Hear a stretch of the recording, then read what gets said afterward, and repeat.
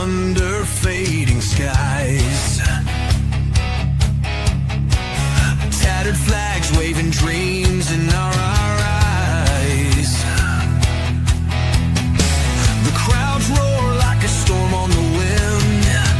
We're the underdogs fighting again.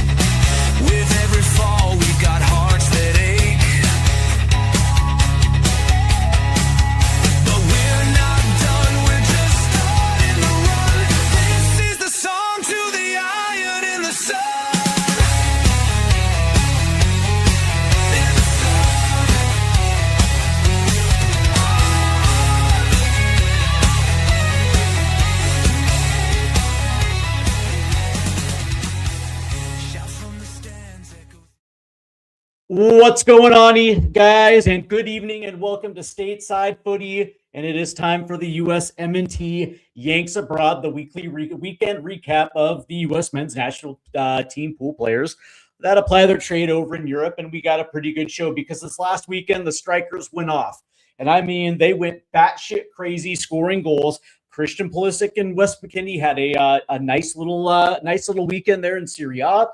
And for the most part, this was actually a weekend where top to bottom, regardless of where you go, this was actually a fairly solid weekend. And of course, some of the games were also Champions League games as well too.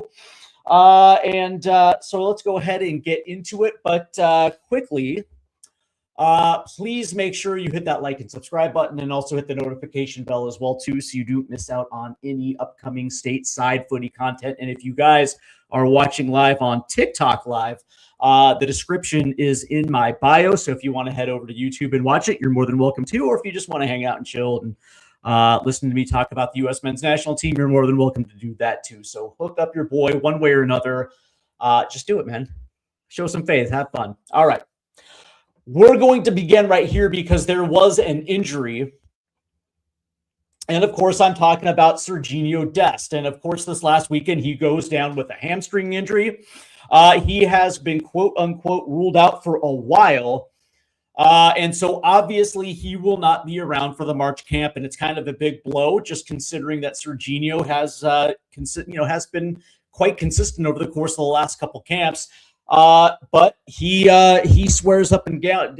He swears up and down and prays to God that he will be available for the World Cup, and who knows, maybe he will. I mean, we are literally less than 100 days out now, and so from that standpoint, it wouldn't be out of the realm of possibility to it, and especially if it's a light grade hamstring. So I think those hamstrings.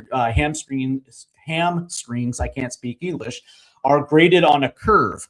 Like a number curve, like the lowest grade is like a 1, the highest grade is like a 5, or whatever the case may be. Obviously, the highest grade is like when you actually tear your hamstring completely, and you're pretty much down for like 6 months. But whatever the case may be, it doesn't sound like it's that serious of a hamstring injury, and so I would probably assume like within a month and a half, Serginho Dest will be back. As for the national team, when you kind of look at this upcoming March window, at this stage, it really just leaves Timmy Weah and it leaves Alex Freeman. Now, here's the rub. Timmy Weah. Timmy Weah is right now probably the most fit and the most active of the right backs, I guess you can say, in this pool on the depth chart. Alex Freeman, since making his move to Villarreal, really hasn't seen a match or seen the field, I think, since right after his move. And so from that standpoint, yeah, there's a lot of work to be done when it comes to Alex Freeman. But that being said, I would probably assume that Alex is probably going to be in, just considering now that Dest is out, you're talking about 1A, 1B when it comes to the right backs, unless they want to bring in a guy like Brian Reynolds, who plays for Westerlo. Maybe that might be an option. He's not playing all that bad. And of course, he actually made the list this week. Not a bad weekend himself. But that being said, I'm not going to sit here and say that this is a catastrophic injury, because it seems like it's going to be short term. But when it, in the immediate future, when it comes to the U.S. men's national team, what I will say is at least they're going to be covered with Timmy Weah, who currently plays that right wing back position for Olympique Marseille. And of course, you have Alex Freeman, who is Pochettino's boy. So from that standpoint, it looks like that is going to be okay. And if you need to break glass, you do have Joe Scally if you want to bring him in as well too. So yes, it is a blow, but it's not a knockout. It's not going to be a knockout punch. And it looks like Serginho Dest will probably be ready for the World Cup. All right, let's go ahead and talk to Greg here. 1987.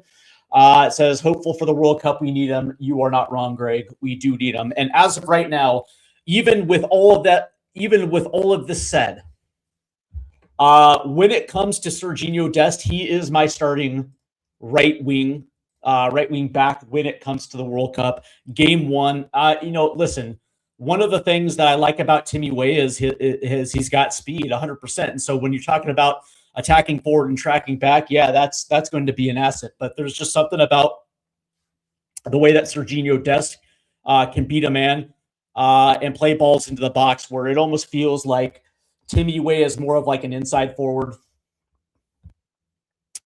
standard, I guess, but it is what it is. Don't get me wrong, I like Timmy Weah, but for me, there's something about Serginho that I just like a little bit better. All right, let's go ahead and get into it, because we are going to start with the strikers, and we're going to be beginning with Flo Balogun. And Flo was fantastic this last weekend against PSG as Monaco beat him 3-1. And it was just unbelievably convincing. Balo played 81 minutes and had a goal and assist on this one, only on 20 touches though. Not a lot of touches for the for the target nine. But that being said, you don't necessarily need a lot of touches when you essentially have this type of GA, especially against a team like Paris Saint-Germain. It doesn't necessarily matter if they are rotating their back line anyway. Still, Paris Saint-Germain is the type of team that goes three deep at every position on the back line. And so regardless, even if they rotate for whatever reason, they didn't rotate. I'm just saying that if they did, it would still be a phenomenal performance for Flo Balogun. 6 of 8 of accurate passes, and he was an 8.5 rating. Simply, that was his production. Absolutely fantastic. And as of right now, Flo Balogun is striker number 1 for the U.S. men's national team.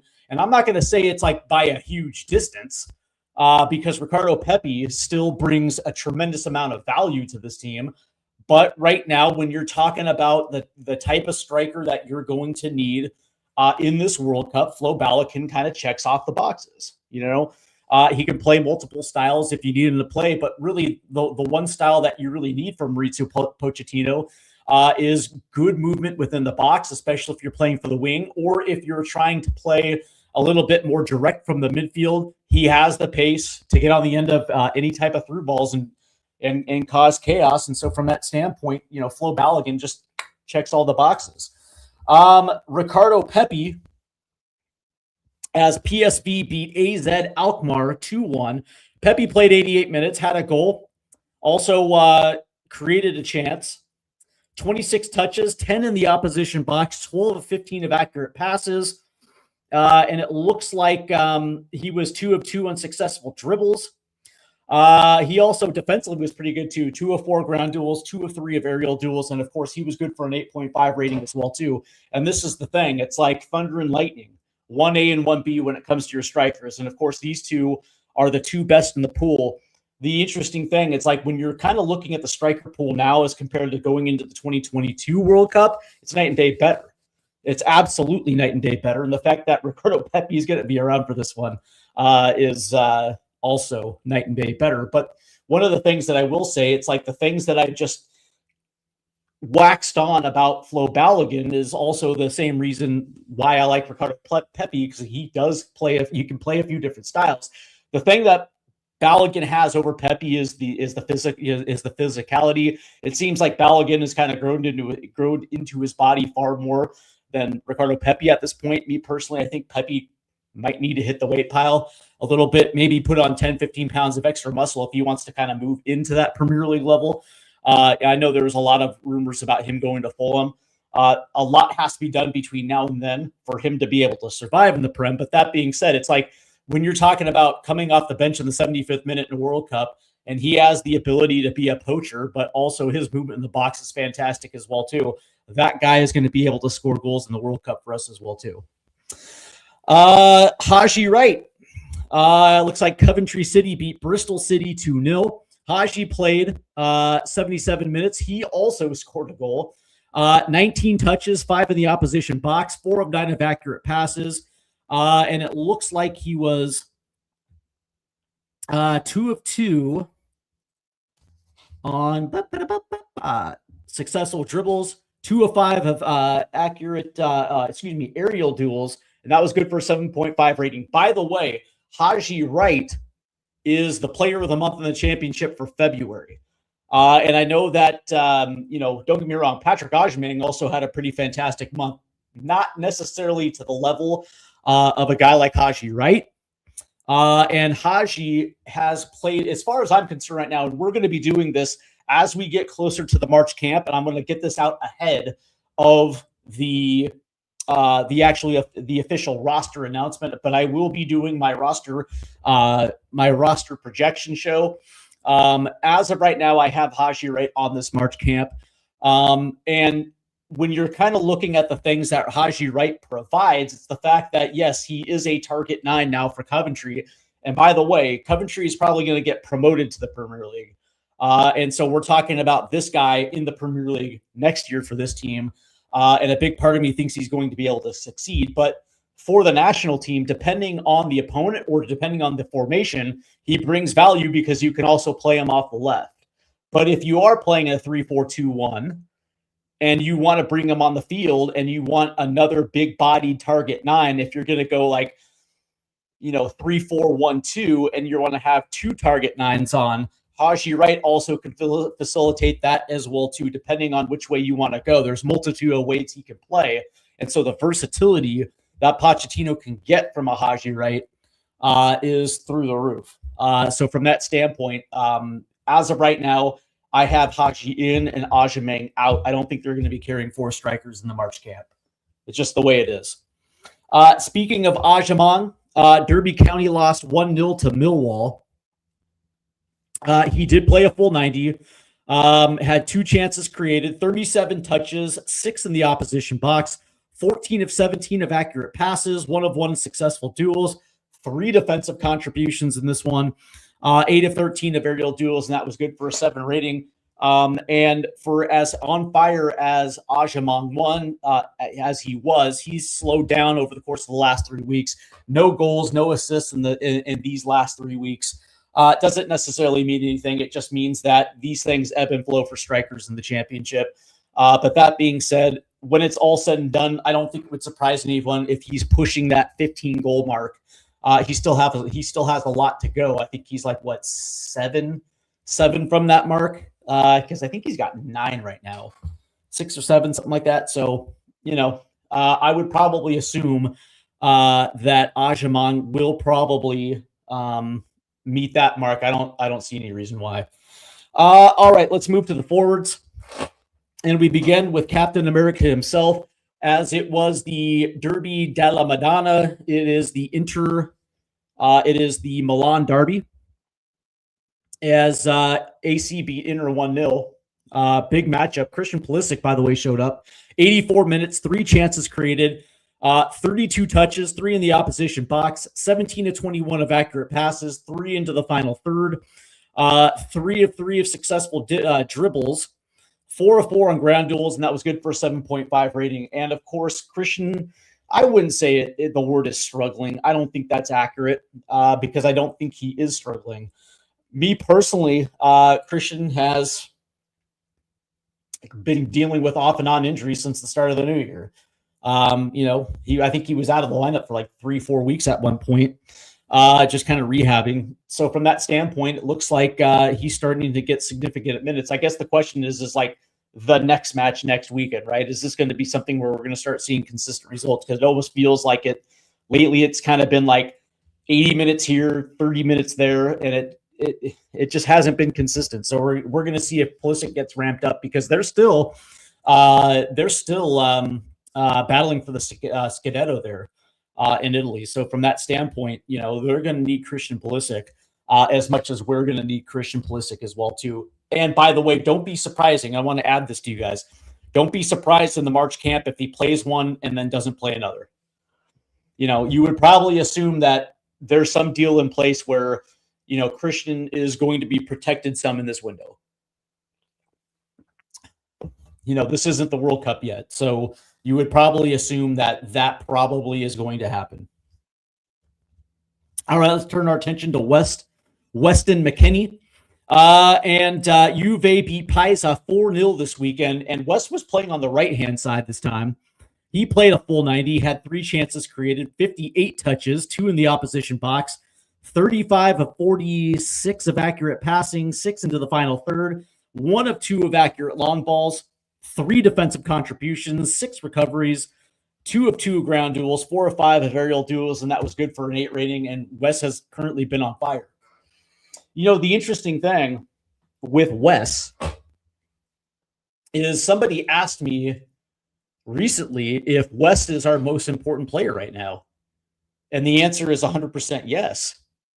You're going to need that dude that's coming either into this camp or into the World Cup that is absolutely on fire. A focal point, if you will. And Wes is one of those type of dudes that where if you get under his skin, he's going to make you pay. I think that's one of the more underrated qualities about Wes is that, he's not necessarily looked at as a leader, but he certainly can be one in many different ways. But that being said, it's like you kind of want your 2 best players on that same level, but it's not a bad shot if Wes comes into this March cap completely on fire, and he ends up being that focal point for the U.S. men's national team. Alex Zendejas, he did play yesterday in the CONCACAF Champions League against the Philadelphia Union. It was a pretty good game. He didn't necessarily have a GA in that one, but this last weekend, Club America beat Querétaro 2-1.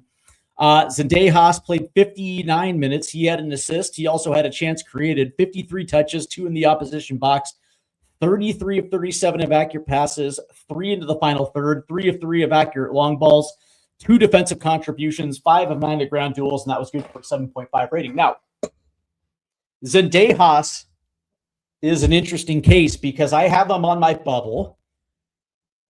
Zendejas' issue has been injuries. He hasn't necessarily been consistently playing for a long time.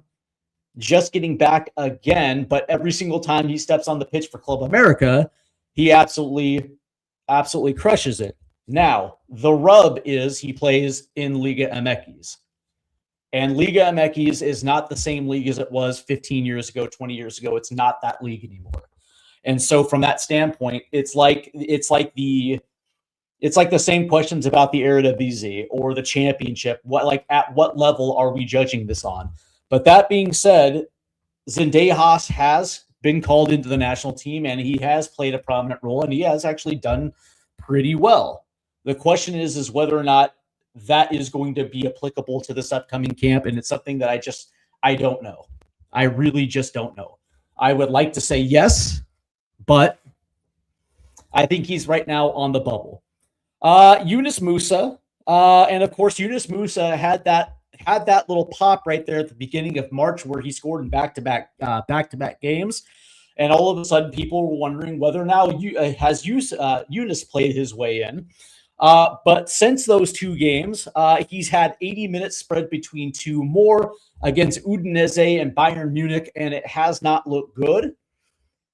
Yes, it's Bayern Munich, and Bayern's going to make anybody look pedestrian, but against Udinese, that one was kind of a head scratcher. And so from that standpoint, it was nice to see Yunus, being talked about again, but Yunus made a bad decision to go to Atalanta. He needed to be in a place where he actually had a good position to start games. It didn't work out for him, and again, he likes Zendejas. The only difference is at least Zendejas is playing, but with Musa, he's a bubble player right now, and again, it just depends on how we're playing, is how you're going to use Yunus Musa. Do I think he's one of our 26 best players? Yes. But I don't think that necessarily applies. Like, I would probably think Gio Reyna has a better shot than Yunus Musa. And for me, Gio's kind of iffy at the moment, but it was nice to see Yunus have that nice little run of games where he was producing, but since then it's kind of dipped a little bit. Let's talk about Gianluca Busio as Venezia beat Reggiano 2-0. Busio played a full 90. He had 2 shots. He had 101 touches in this game. That's insane. 74 of 80 of accurate passes, 3 into the final thirds, 6 defensive contributions, 2 tackles, 3 clearances, 3 recoveries, 7.5 rating, and he's had a stretch of games where he's been 7.5 or better. He is their best player by a country mile. But again, as far as the national team is concerned, I don't know, because again, he plays the same position as a Yunus Musa.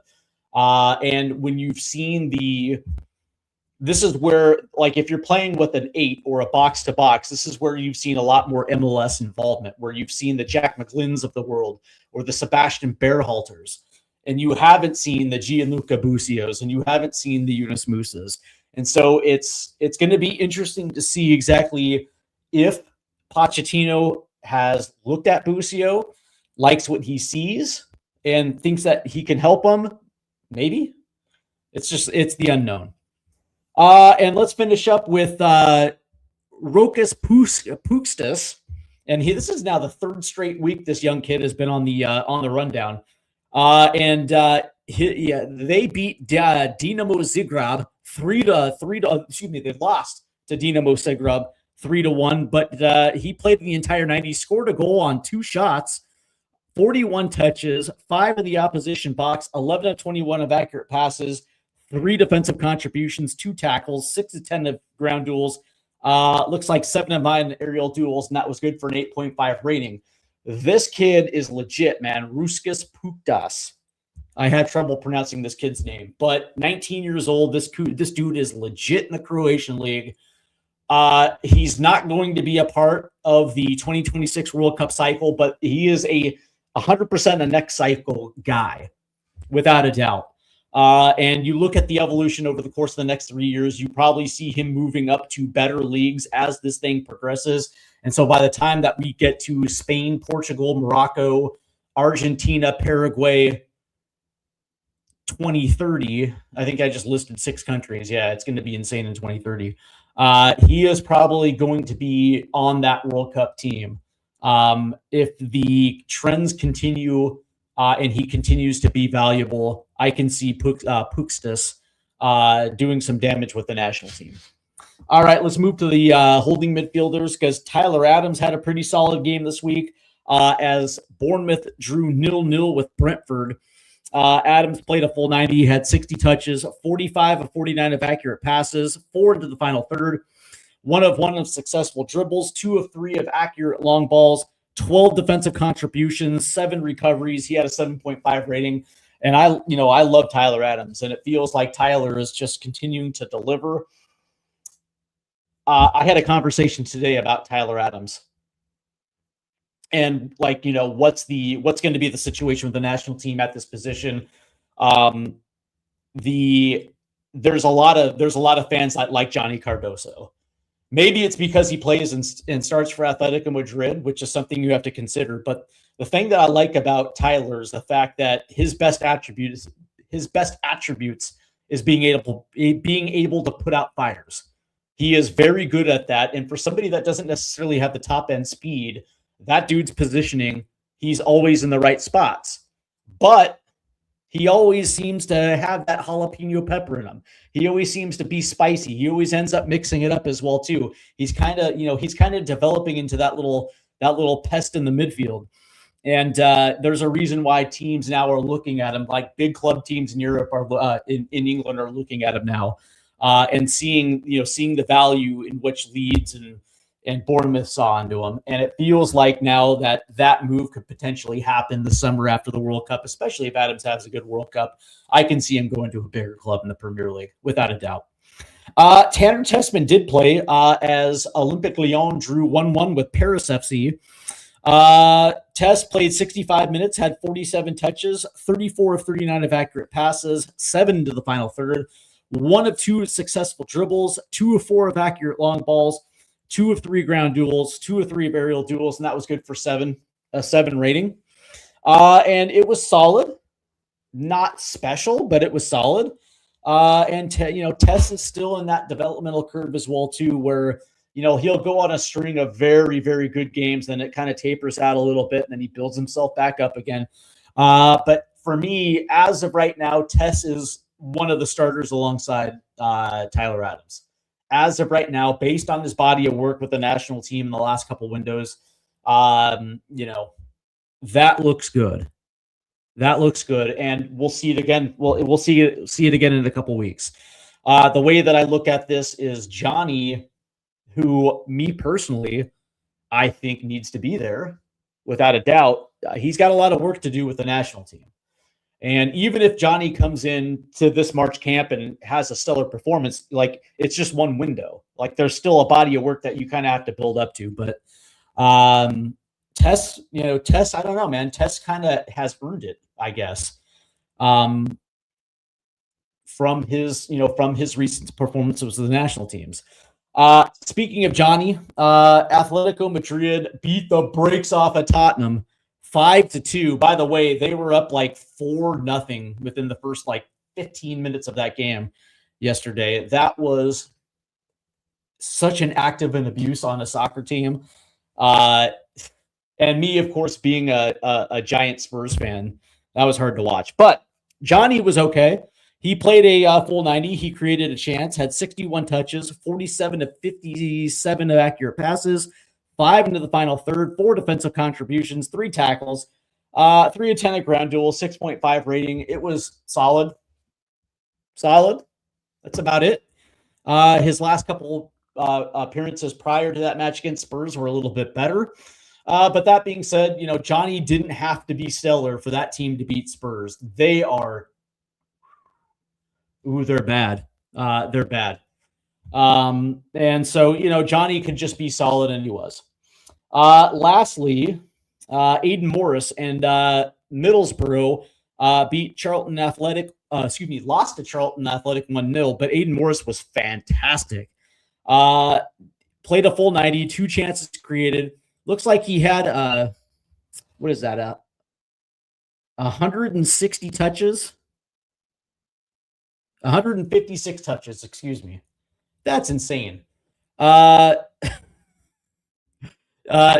into the opposition box, 131 of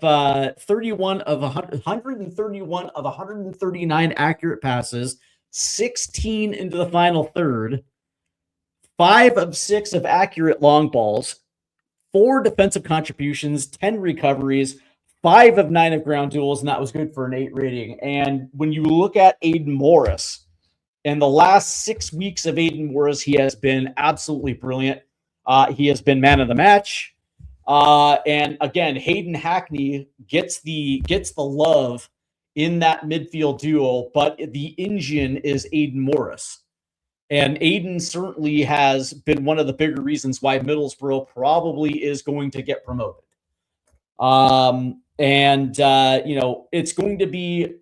It's not going to be that much longer until teams look at Aiden Morris and be like, oh, damn, this dude's legit.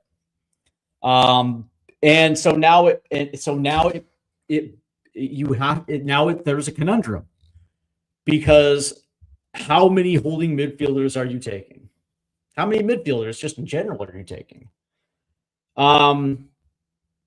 Because right now, all 4 of these holding midfielders in Europe are playing extremely well right now. You can maybe say Tess is kind of like, but for the most part, all of them are playing well, and all of them deserve to be in. But we know there's going to be MLS roster call-ins. So how do these numbers work? Because there's no doubt that Eden Morris has earned another opportunity with the national team with his play, without a doubt. All right, let's turn to the wingbacks. As Jedi, they did lose 1-0 to West Ham last weekend.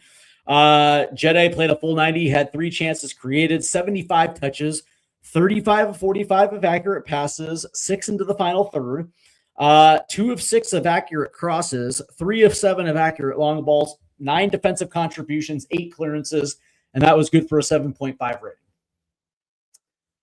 As Jedi's being Jedi, and of course now the rumor is that he would prefer a move to Liverpool, not Manchester United, and I think I can live with that. Although he should end up at Tottenham, I can dream. But obviously, it seems like it's going to be those 2 teams, and he has chosen Liverpool over Manchester United. Okay, whatever. Like, if he gets a move to a big club, that's cool. Like, by the way, he's 28 years old. So by World Cup 2030, he should be 31, 32. Who knows what that is going to look like in 4 years at the left wing back position, or even if we're even playing with wing backs in 4 years. But the reality is, it's like, this might be the one opportunity for Jedi to get his big move. And I think it's worth it. Hopefully he's successful in that endeavor. But the one thing that he needs is a massive World Cup for the United States, without a doubt. Timmy Weah did play in a 1-0 victory over Toulouse.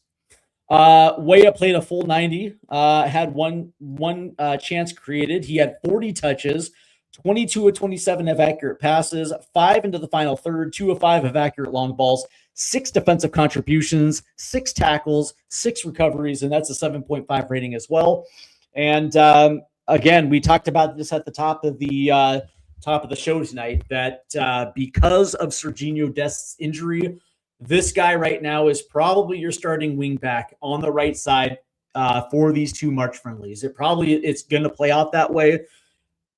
This last weekend, Weston McKennie played at that position. He was essentially held right, played it pretty well. But that being said, when you're kind of looking at the skill set of a guy like Weston McKennie, he's probably going to be playing on the right side, underneath Flo Balogun, next to Christian Pulisic, right? I think the value for him is going to be higher up. So for me, yeah, Timmy Weah probably is going to be in that position, 100%, without a doubt. Let me check something real quick. Did I forget? No, I didn't. Okay. Oh, by the way, yeah, Malik Tillman played 16 minutes today in a 1-1 draw against Arsenal. Yeah, played 11 minutes. That's why you didn't hear him earlier today. Lastly, Brian Reynolds of Westerlo. They beat OH Leuven 1-0. Reynolds played a full 90. He had 2 chances created, 49 touches, 15 of 23 of accurate passes, 2 into the final third, 1 of 1 successful dribbles, 7 defensive contributions, 2 tackles, 7 recoveries, and he was 4 of 9 on ground duels, and that was good for a 7.5 rating as well too. And I didn't forget about Brian Reynolds. He's been at Westerlo all along, again, when players have very good weekends, they get highlighted, and I couldn't not talk about him this week, because I think it's a job well done, especially making the move to the Belgian Pro League. He certainly has had a pretty solid season. And again, you have no idea if he's going to be on the radar for a dude like Maurizio Pochettino, I don't know.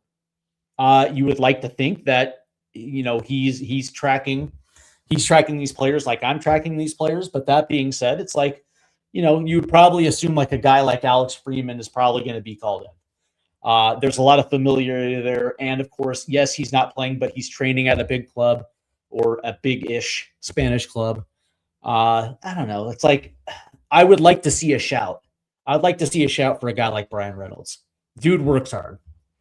All right, let's move to the center backs and Chris Richards this last weekend. As Crystal Palace beat Spurs 3-1. This is the second time that I've had to bring up a painful Spurs loss. They got blown out. Richards played a full 90. He had 110 touches in this game. 80 of 83 of accurate passes. 3 into the final third. 1 of 1 of accurate crosses. 1 of 3 of accurate long balls. 15 defensive contributions. 2 tackles. 9 clearances. 3 interceptions. 2 of 4 of ground duels. 5 of 8 of aerial duels, and that was good for a 7.5 rating. And he is now playing in the central area of a back three. For me, this is absolutely fantastic. To me, I think this is the best portion of his career right now, because there is no Mark Gahey. He is the leader of that back three. He is the guy who has to keep them organized. He has the guy that has to keep them, I guess, focused and energized. Like, he has to be that leader. And when we're talking about the U.S. men's national team, this is the guy that I really want to see step into that position, because I actually think he's future captain material for this team. I really do. Plus he's well respected as well too, not just at Palace, but with the US as well too. Quickly, in the Scottish Cup, Celtic drew with Rangers 0-0. Austin Trusty did play 120 minutes of this match as well too. Didn't necessarily get the entire scoreline. But that being said, you're talking about an Old Firm derby, so probably played well, I would assume, considering it was a 0-0 draw. But with Austin, I always feature Austin because I actually think is going to be a key member of this World Cup team. I think he's probably going to be that backup off the left side of the back three. It's going to be interesting, though. I think Austin's going to add value to this team. Mark McKenzie, obviously they lost 1-0 to Marseille. He played a full 90, had 3 chances created, 61 touches, 37 to 43 of accurate passes, 7 into the final third, 1 of 4 of accurate long balls, 5 defensive contributions, 2 tackles, 5 recoveries, 5 of set in the ground duels, and that was good for a 7 rating as well too. And by the way, Mark McKenzie, again, playing on the left side of the back three. And the reason why I bring that up is he probably should be starting over Tim Ream. I'll just say it. I'll just say that right now. Lastly, Noah Kai Banks, as Augsburg lost to Red Bull Leipzig 2-1. 84th minute. He played 84 minutes, had 49 touches, 36 of 37 of accurate passes, 5 into the final third, 3 of 4 of accurate long balls, 8 defensive contributions, 6 clearances, 2 of 8 ground duel, 1 of 3 aerial duel, and that was good for a 6.5 rating. Not necessarily up to scratch like we usually see Noah Kai in the Bundesliga. It happens. And we're going to get into Noah Kai in just a second, just to close this one out. Lastly, Jonathan Klinsmann, as Cesena drew 0-0 to Modena. And of course, Klinsmann kept a clean sheet and obviously played the full 90, made 4 saves, 20 of 29 of accurate passing. Looks like a 2 of 11 for accurate long balls, 44 touches, 10 recoveries. He was even 1 of 1 in aerial duels, and that was good for an 8 rating. So congratulations to Jonathan Klinsmann, who at the very best is going to be our third keeper. So today we got word that Noah Kai Banks is not going to be called into the March roster. Not going to be called into the March camp because he's still holding out hopes for Germany. Okay. And, when you're reading some certain accounts, like I know Tactical Manager said that it is what it is. And if you don't want to be a part of the national team, then whatever, hold out hopes for Germany. And, in a sense, yeah, he's right. Like, if you don't want to be a part of the national team, then whatever. That being said, it's a dual national that is going to be important for this team, especially at the center back position, where you don't know what the developmental curve is outside of the names that we already know. Yes, there are young center backs in Major League Soccer, some who will pop in the next 3 years, some who might not. And so if you have a guy who's playing in the Bundesliga, that is something that you might want to secure. Now, I know that U.S. Soccer has been trying. And I understand that Noah Kai Banks, I think it's his childhood dream to play for Germany. And that's a beautiful dream as well, too. And so far, the DFB have not called him in. And who knows exactly how that's going to play out. I don't think he's going to get called into the 2026 World Cup. And I was also thinking how much coaching has to play a factor, because I think everybody understands that Pochettino is not coming back after this World Cup. And so if you're a player and it's like, cool, right, and for the next 2 months, I'll be playing for the U.S. under Mauricio Pochettino, he leaves. Then what? I'm going to be stuck with this federation. I'll be stuck in this federation, potentially playing behind a Miles Robinson or a Joe Scally or whoever the case may be. And then another coaching switch, and then it's like some Major League Soccer coach. Again, no disrespect to Major League Soccer coaches or former players or whatever the case may be. But then you also have to worry about that again, whether or not there's going to be priority for certain players because they play domestically, and whether or not there's going to be this yo-yo when it comes to national team call-ins, right? Like, I would probably assume a guy like Noah Kai Banks is looking for guarantees. You know what I mean? Like, he understands what his value is, and I'm sure that he understands that, this is a massive opportunity. Playing in a World Cup, yeah, it's a massive opportunity, and make no doubt, he wants to play. No players are not going to not want to play in the World Cup, right? But that being said, it's like, he's probably looking at this like, if I come in, there's a good chance that I'm going to be playing behind Miles Robinson or Walker Zimmerman or what, you name it, Joe Scally, Alex Freeman. And it's like, dude, it's a waste of time for him. He knows he's good enough to start, and he knows he's good enough to make an impact. And then there's the post-World Cup. Or do you want to take the chance that there's going to be like Steve Cherundolo after this? Or maybe they'll take a flyer on a young Michael Bradley or something. Maybe not. I don't know. But you get what I'm saying. Jim Curtin's out there or whatever. Maybe they persuade Jesse Marsh to come back or whatever the case may be. You don't want to be in a position where, there's going to be an unknown coach that doesn't know you, doesn't know how you play. And when it comes to certain international windows, they're going to look at other players because that's what they do. In a 4-year cycle, you're going to have windows where your A team comes in and then your B teams come in and you're going to rotate out because you want to see other players. And there might be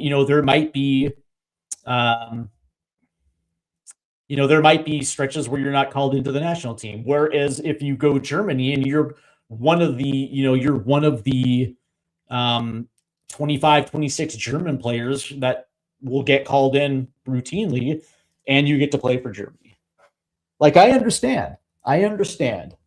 But that being said, it's like, the way that I look at this is that, yes, he is German. And there is that want to play for Der Mannschaft. I get it. But you're also American as well, too. And that also can be tapped in with the right salesman. to come at him and just listen, pitch the USA and just say, hey, listen, not only are we going to kick ass this summer, but there's a good chance that the next 2 cycles that we're going to do something very special, because not only is this core going to get better, but then look at what's coming behind you.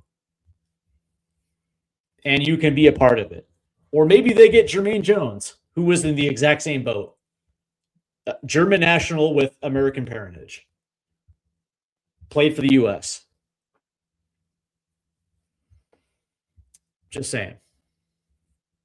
Like, you know, like the way that I look at it right now, like Noah Kai could start for this team in the World Cup. And right now, the U.S. hasn't necessarily been great when it comes to recruiting dual nationals right now. I think it was American Ultras Talk that was saying, like, they had like a list of like the last 8 dual nats we lost. Me personally, I don't really give a shit about dual nationals, if I'm being perfectly honest with you. Yes, they're important. But that being said, so is developing our own national team players. Would I take them 100%? Would I take them 100%? And yes, you have to have a want to play for this national team. But I can understand where he's at. Because it's not just about the 2026 World Cup. It's about after that World Cup. And then what happens when Pochettino leaves. 100%. 100%. You do not want to get stuck with a coach that doesn't necessarily know you. And then all of a sudden, it's like, you know, look at some of the players that could have helped this national team in the 2022 cycle that were essentially left for dead by Greg Berhalter. Some dual nationals that Klinsmann brought in. Dual nationals that easily could have helped this team, and they were not brought in at all because they were Klinsmann's dual nationals, and that happens too. And one of the things, it's like, I understand where he's at. I understand where he's at, because it's not just about right now. It's also about post 2026 World Cup. And yes, like there's a good chance that he can get better. And there's a good chance that he flames out too. It's soccer. Nothing is necessarily guaranteed, but yes, he is a very good player. And I would like to think that it's not just the federation putting on a full court press. It's Pochettino. It's his coaching staff. It's former players. Current players being like, yo, listen, man, look at the crew. Look at the crew. Home World Cup. Not just this World Cup, but next World, you know, the next 2 cycles as well, too. Let's see. Del Morva, 9877 said this is going to be interesting. Yeah, it will be. All right. That's going to do it for me. I will be back this weekend. We do have the MLS live stream coming back this weekend, probably on Saturday, I'm thinking. And of course, Spurs coverage as well, too, because I believe we're playing Liverpool this weekend, so that's going to be painful. And so, yeah, there's going to be some good coverage this weekend on Stateside Footy. And yes, there are going to be new setups for shows as well, too, as I'm going to add a green screen to this one, so the setup will look entirely way better. Again, I'm trying to hook you guys up. I'm trying to make the show as presentable as possible. And so especially when it comes to live stream, that shit's going to look like a news studio. So, yeah, man, we're going to be doing some really cool stuff. And especially I want to get that in place ahead of the World Cup 2026, because when it comes to the World Cup, you know, I just want to dazzle you guys, man. That's really what it comes down to, man. I'm doing this for you. So please make sure you hit the like and subscribe buttons, hit the notification bells as well, too, so you don't miss out on any upcoming Stateside Footy content. All right, guys, that's going to do it for me. I hope you guys enjoy the rest of your Wednesday evening. I know for a fact I won't because I have to go to work tomorrow, but that's my problem, not yours. You guys take care. Good night, guys.